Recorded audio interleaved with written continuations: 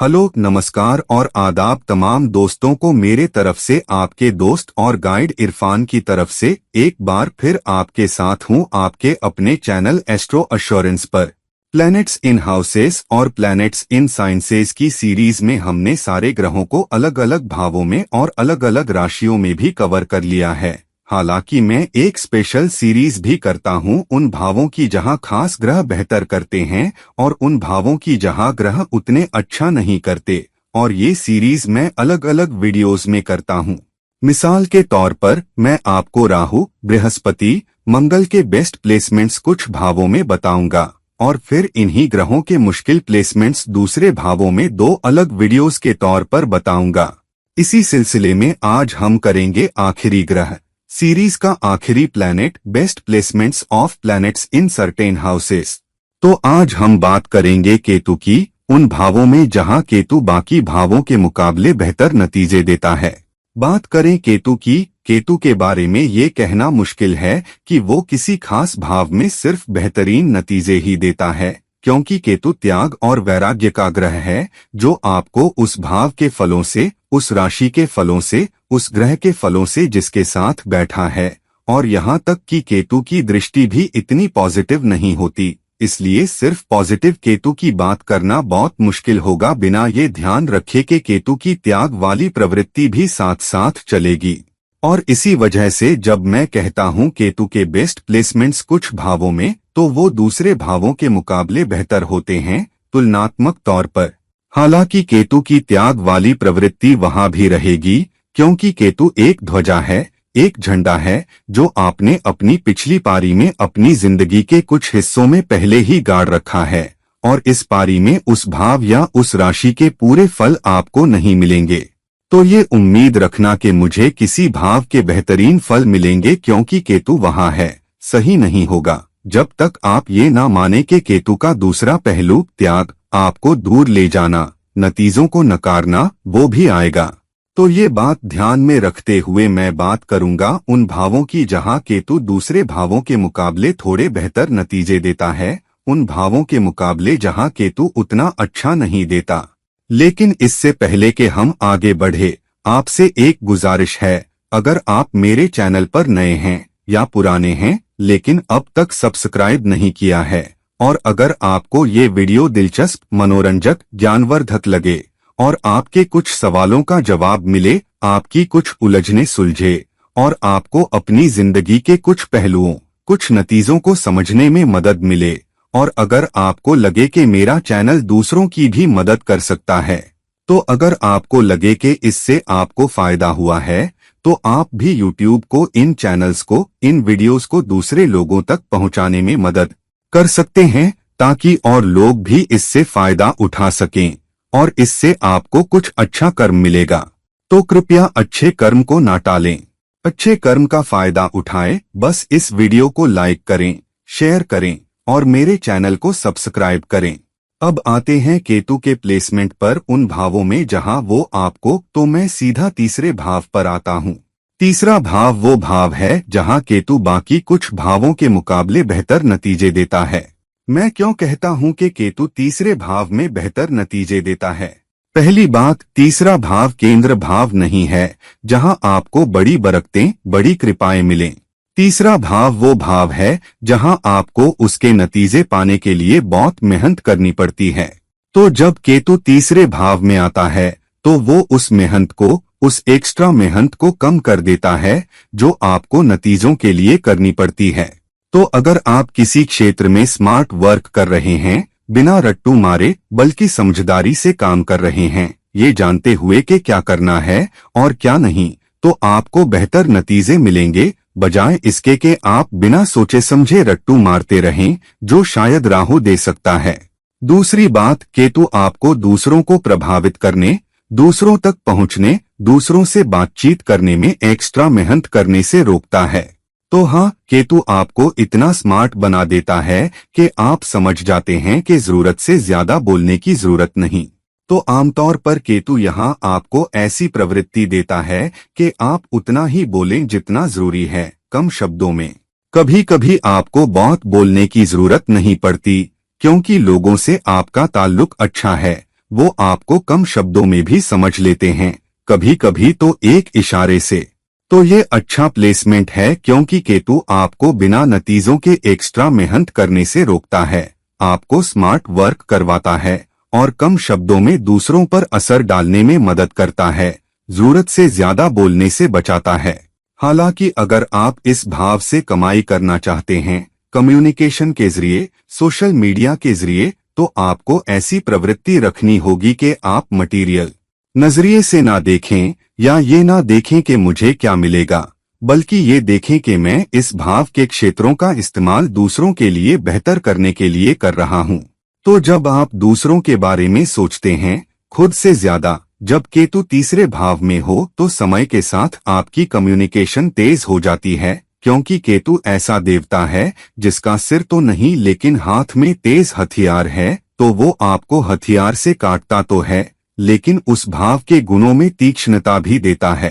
तो केतु तीसरे भाव में आपकी कम्युनिकेशन को तेज करता है, विचारों को तेज करता है, मेहनत करने की जगह को भी तेज करता है। चाहे आपको अच्छे नतीजे मिले या ना मिलें, कम से कम आपको स्मार्ट वर्कर तो बनाता ही है। अगर किसी जगह से आपको बहुत अच्छे नतीजे नहीं मिल रहे तो आप वहां एक्स्ट्रा मेहनत नहीं करेंगे। कभी कभी लोग सोचते हैं कि आप आलसी हैं क्योंकि केतु तीसरे भाव में है, लेकिन वास्तव में आप इतने स्मार्ट हैं कि जानते हैं कहाँ काम करना है और कहाँ नहीं, क्या बोलना है और क्या नहीं, कहाँ अपना ध्यान लगाना है और कहाँ नहीं।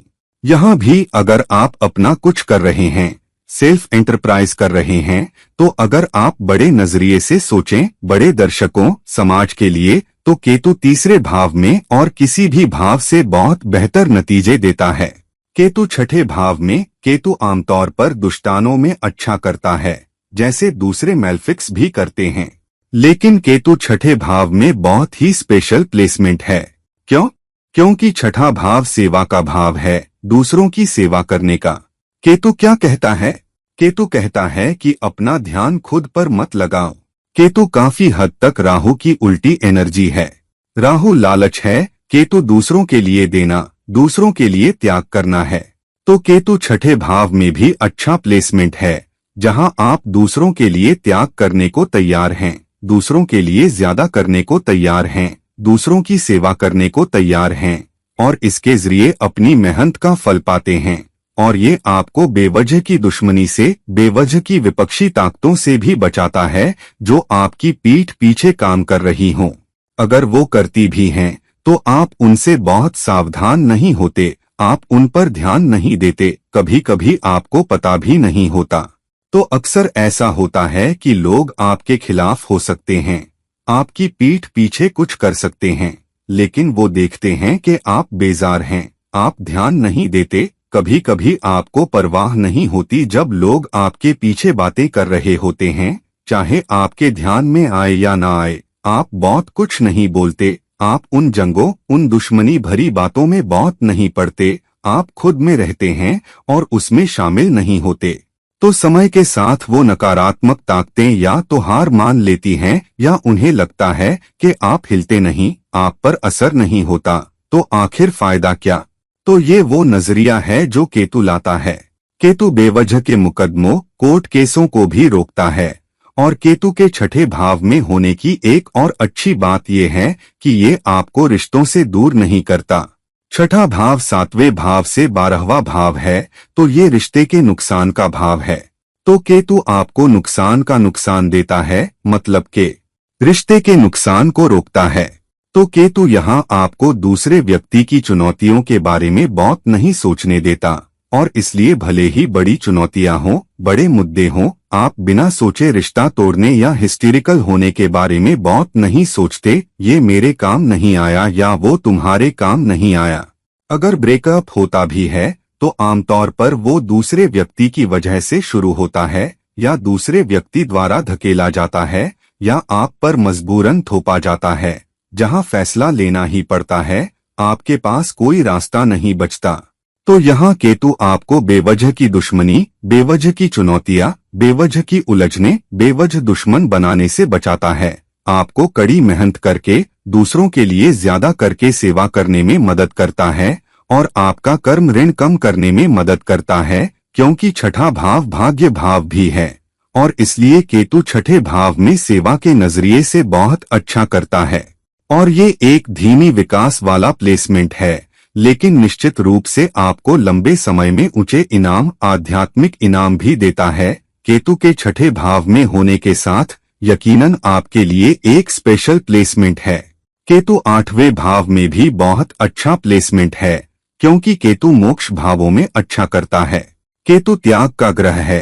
केतु आपको उस जगह से दूर ले जाना चाहता है जहां आप मटेरियल नजरिए से और ज्यादा चाह रहे हैं, और केतु आध्यात्मिक नजरिया लाता है जहां आप भौतिक पहलुओं के बारे में बहुत नहीं सोचते, आप जीवन के गहरे पहलुओं को देखते हैं। आठवें भाव से गहरा और क्या हो सकता है। आठवें भाव की गहराई को कोई नहीं नाप सकता। तो जब केतु आठवें भाव में जाता है तो वो आपको स्वार्थ के लिए सोचने से रोकता है, जो राहु आठवें भाव में कर सकता है। राहु आपको ज्योतिष या रहस्यवाद में दिलचस्पी तो दिला सकता है, लेकिन उसे अपने लिए और जानने के लिए भी। तो अगर राहु आठवें भाव में हो तो आपको रहस्यवाद में दिलचस्पी हो सकती है, लेकिन आप ये भी जानना चाहेंगे, मेरा सूरज इस भाव में है, इसका मेरे लिए क्या मतलब है। मेरा शुक्र उस भाव में है, इसका क्या मतलब है। क्या मुझे पैसा मिलेगा, क्या मुझे लड़की मिलेगी। तो आप ऐसे सोच सकते हैं।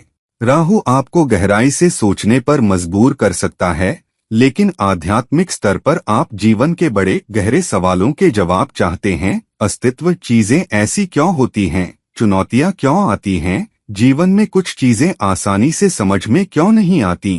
तो आप खुद जीवन को गहराई से समझना चाहते हैं, क्योंकि आठवां भाव जीवन का भाव है, ये आयु स्थान है। तो केतु यहाँ आपको गहराई से सोचने पर मजबूर करता है। ये आपको अचानक की मुसीबतों, अचानक की रुकावटों, अचानक की चुनौतियों, अचानक की घटनाओं से भी दूर रखता है। तो काफी हद तक आप उनसे बच भी जाते हैं। या अगर कोई अचानक घटना आपके साथ होती है तो वो आपको बहुत हिला नहीं पाती। आप बहुत जल्दी अपनी संयमित स्थिति में वापस आ जाते हैं, अपनी सतर्कता में वापस आ जाते हैं, और नुकसान भी कम हो सकता है। मान लीजिए अगर मंगल आठवें भाव में हो या सूरज आठवें भाव में हो उसके मुकाबले, तो केतु यहाँ काफी हद तक आपके नुकसान को रोकता है। अचानक नुकसान, अचानक रुकावटें, अचानक मुसीबतें भी। और अगर आपको किसी बीमारी की, अचानक बीमारी की भी कोई चुनौती हो तो केतु आपको उसका सामना करने की ताकत देता है, ज्यादा आध्यात्मिक ताकत जो सीधे आत्मा से आती है, और आप उसे बहुत बेहतर तरीके से ले पाते हैं। अगर केतु किसी और भाव में होता तो केतु आठवें भाव में आपको गहरा विचारक बनाता है, आपको ज्यादातर चुनौतियों से दूर रखता है। सरकारी निकायों या सरकारी अधिकारियों से भी आपको दूसरों के पैसे से बहुत फायदा नहीं हो सकता, लेकिन ये आपको लालच से दूर रखता है, दूसरों के पैसे पर ध्यान रखने के लालच से, और जो आपके पास है उसे खराब करने और उसकी कद्र न करने के लालच से। तो ये एक आध्यात्मिक प्लेसमेंट है, क्योंकि आठवां भाव मोक्ष भाव भी है, क्योंकि आप जीवन के गहरे सवालों के जवाब पा सकते हैं। आप अपनी आत्मा को ऊंचा उठा सकते हैं, या कम से कम अपनी आत्मा को ऊंचा उठाने की दिशा में बढ़ सकते हैं, और उन कर्मों में लिप्त हो सकते हैं जो आपको और आपकी आत्मा को ऊंचा उठाने में मदद करते हैं। फिर केतु 12वें भाव में। अब पोल में जितने वोट आए उनमें से ज्यादातर केतु 12वें भाव के लिए थे। असल में 2/3 या उससे ज्यादा वोट केतु 12वें भाव के लिए गए। अब ये थोड़ा पेचीदा प्लेसमेंट है समझने के लिए। आमतौर पर मैं मानता हूं कि केतु 12वें भाव में बाकी सारे भावों या ज्यादातर भावों से बेहतर प्लेसमेंट है, लेकिन केतु 12वें भाव में सबसे बेहतर क्यों है? सिर्फ इसलिए नहीं कि ये आध्यात्मिकता का भाव है, ये आपको मोक्ष देता है या मोक्ष का वादा करता है, ऐसा कुछ नहीं। मैंने अभी तक किसी को नहीं देखा जिसके 12वें भाव में केतु हो, और मुझे यकीन है, मैं गारंटी दे सकता हूं कि उस व्यक्ति को मोक्ष मिल गया हो, और मैं उस व्यक्ति को मोक्ष की स्थिति में देख सकता हूं। मैंने ये जरूर सुना होगा कि ये आपको वो देता है, और शायद इस व्यक्ति को मोक्ष मिल गया हो, लेकिन हमें नहीं पता। तो निश्चित रूप से किताबों में जिक्र होने की वजह से ये आपको मोक्ष के लिए बेहतर स्थिति या बेहतर मौका दे सकता है। लेकिन इसके लिए आपको बहुत आध्यात्मिक होना भी पड़ेगा ताकि केतु आपको मोक्ष दे सके। अगर केतु 12वें भाव में है, पूरी जिंदगी मोक्ष को देखने की, मोक्ष की चाह रखने की होनी चाहिए बिना मोक्ष के लालच के। तो आपका जीवन का फोकस दूसरों के लिए ज्यादा करना हो और आपकी पूरी जिंदगी दूसरों के लिए ज्यादा करने के लिए समर्पित हो। और सिर्फ तभी जब आपके पास जीवन का बहुत आध्यात्मिक नजरिया हो, आप हालात के लिए बहुत आभारी हो, आप बहुत आभारी हो, आप सबसे मुश्किल हालात में भी कहीं एक उम्मीद की किरण देखते हो और आप हमेशा दूसरों के बारे में सोचते हो, तभी केतु निश्चित रूप से आपकी आत्मा को आध्यात्मिक रूप से ऊंचा उठाने में मदद कर सकता है। हर बार मोक्ष जरूरी नहीं होता। दूसरी बात, केतु बेवजह के खर्चों को रोकता है, ज्यादा खर्चों को भी। लेकिन अगर आपको कभी अचानक लगे कि आपने कुछ पैसा खर्च कर दिया जो जरूरी नहीं था, तो आप बहुत जल्दी अपनी संयमित स्थिति में आ जाते हैं, तुरंत महसूस करते हैं कि मुझे ऐसा नहीं करना चाहिए था, और फिर आप अपनी जेब पर कसकर नियंत्रण रखते हैं और भी कसकर, और उसे और नियंत्रण में रखते हैं। तो आमतौर पर अत्यधिक खर्चों के ये दौर, बेहतरीन जीवन शैली चाहने और पैसा उड़ाने की ये बातें आपके साथ नहीं होती जब 12वें भाव में केतु हो और आप ज्यादातर समय पैसे पर दूसरों से ज्यादा नियंत्रण रखते हैं। और अगर कभी पैसा खर्च करते हैं तो उन क्षेत्रों के लिए जो आपको जरूरी लगते हैं। दूसरी चीज जो केतु करता है वो ये कि ये आपको 12वें भाव की बहुत सी बुराइयों से दूर रखता है। ये आपको उन दुश्मनों, गुप्त दुश्मनों से भी दूर रखता है जो वास्तव में आपको गंभीर नुकसान पहुंचाना चाहते हैं। ये बस उनकी दिलचस्पी खत्म कर देता है, या अगर ऐसे लोग हैं जो आपके साथ अच्छा नहीं चाहते तो वो बहुत कम होते हैं, आप उन्हें उंगलियों पर गिन सकते हैं। 12वें भाव की चुनौतियों, अस्पतालों के बेवजह चक्कर, महीनों तक अस्पताल में भर्ती रहना, इससे आप दूर रहते हैं। और कई बार जब आपको अकेलापन पसंद हो तब भी आपको अकेला नहीं छोड़ा जाता, क्योंकि 12वां भाव एकांत का भाव है। अक्सर केतु 12वें भाव में चाहता है कि आपको अपनी शांत जगह मिले जहां आप चुपचाप बैठें, लेकिन आमतौर पर लोग आपको अकेला नहीं छोड़ते। जब आपके 12वें भाव में केतु हो, कुछ ना कुछ चलता रहता है, कोई ना कोई आपके आसपास रहता है जो आपकी मानसिक शांति छीनना चाहता है और आपको अकेला नहीं छोड़ना चाहता।